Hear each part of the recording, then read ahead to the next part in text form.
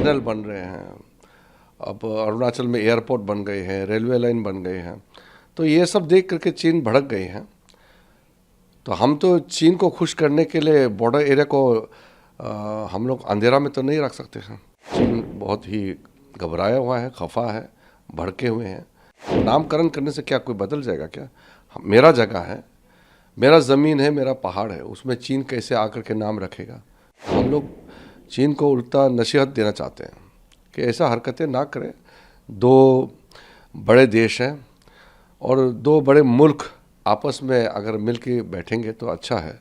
चीन घबराया हुआ है क्योंकि बॉर्डर एरिया में अब बहुत काम होने लगा है। इसलिए कांग्रेस के ज़माने में तो बॉर्डर एरिया में काम नहीं होते थे तो चीन बड़ा खुश थे, क्योंकि रास्ता जो भी ढांचा है वो चीन की ओर से बनाया जा रहा था और भारत की ओर से तो बॉर्डर एरिया को छोड़ चुके थे। तो मोदी जी ने आकर के ये कांग्रेस का नीति को पलट करके अब सारे बॉर्डर एरिया में रास्ते बन रहे हैं, वहाँ पे बेसिक सुविधा 4G नेटवर्क पहुँच रहे हैं, स्कूल, वहाँ मेडिकल फैसिलिटीज़, गांव में पीने का पानी, बिजली सब पहुँच रहे हैं। तो अब बॉर्डर एरिया में इतना बड़ा काम हो रहे हैं, टनल बन रहे हैं, अब अरुणाचल में एयरपोर्ट बन गए हैं, रेलवे लाइन बन गए हैं। तो ये सब देख करके चीन भड़क गए हैं। तो हम तो चीन को खुश करने के लिए बॉर्डर एरिया को हम लोग अंधेरा में तो नहीं रख सकते हैं।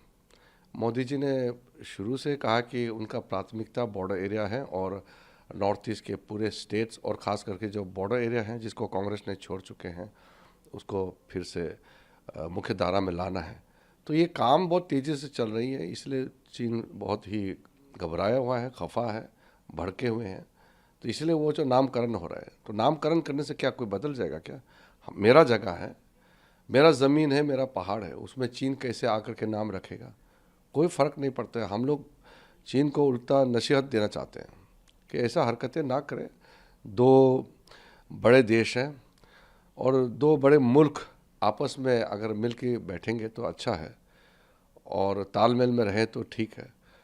और अगर वो छेड़छाड़ करेंगे तो अब हमारा देश पहले का ज़माने का भारत तो नहीं रहा। अब मोदी जी का समय में भारत एक ताकतवर राष्ट्र के रूप में उभर के आ चुके हैं।